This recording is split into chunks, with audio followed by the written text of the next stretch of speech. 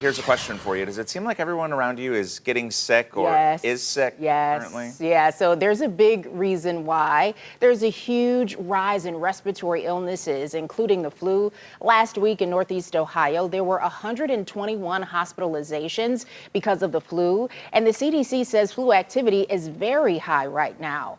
While a case of the flu is uncomfortable, for most children and adults, it is manageable with typical symptoms and recovery, but in other cases, it can be severe. One Northeast Ohio teen experienced this firsthand. She almost lost her life after contracting the flu, but thankfully, she is finally on the mend. Mike Holden, more on her miraculous medical journey and what it took to get there. Good morning, Mike. Mike, Tiffany, good morning to you, and truly a miracle when you break it all down.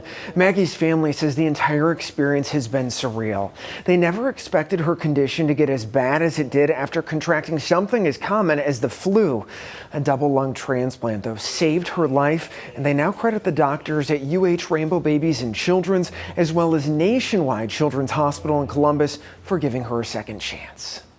Maggie Rising went from a perfectly healthy and active 15-year-old who loved playing the clarinet and marching band to being hospitalized and unable to do anything on her own virtually overnight. I almost died a lot of times. The now 16-year-old says the last year plus has been an unbelievable journey of ups and downs. It all started back in November of 2022. On the 29th, I got admitted to Rainbow Babies Hospital in Cleveland. Maggie was admitted for acute respiratory distress syndrome following a battle with the flu. I woke up in the middle of the night and I could not breathe for the life of me. And I felt like everything was slishing around inside of my lungs. Things got worse as her health rapidly failed. Doctors and nurses worked around the clock to save her here at Rainbow Babies and Children's. I barely remember anything. I would sleep all the time. I would have weird dreams. After nearly 3 months there, her medical team ultimately determined a lung transplant was necessary, and a transfer to Columbus's Nationwide Children's Hospital was the answer. It's where she would spend the next 6 months. That influenza unfortunately progressed to the most severe effects on the lungs and caused her to go into respiratory failure. Mom Crystal Thomas was by her bedside each day, witnessing several close calls. They told us, hey, call everybody, she's not going to make it. All of her organs are failing. When we do see this, it's not good. Crystal says she knew her daughter was a fighter and continued to encourage her to push through, even in the darkest of times. I went in there and I just let Maggie know, I don't know if you can hear me, but some dude you don't know is trying to tell you what to do, and I know how you don't like that. So you're gonna make me look bad if you don't pull out of this. Maggie did, and over time, the perfect match came through when she received a double lung transplant that would change her life forever. It's very difficult to get a match.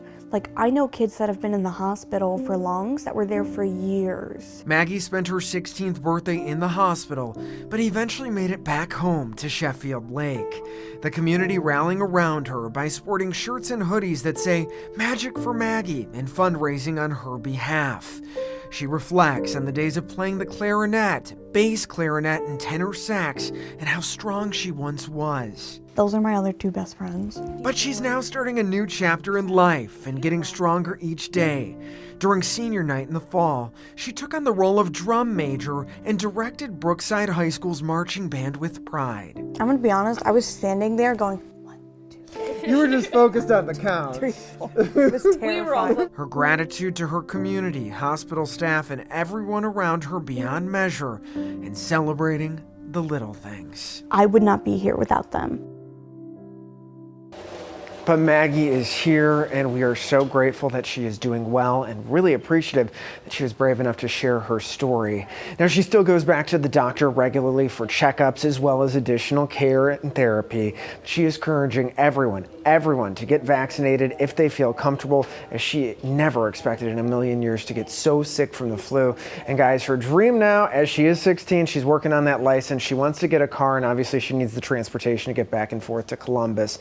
But really a cautionary tale, and one that she never expected, but she's out here and she's sharing her story for a purpose and a reason. Yeah, we definitely appreciate her sharing that story. Such a scary situation for sure, but to see her come out on the other side, that's incredible.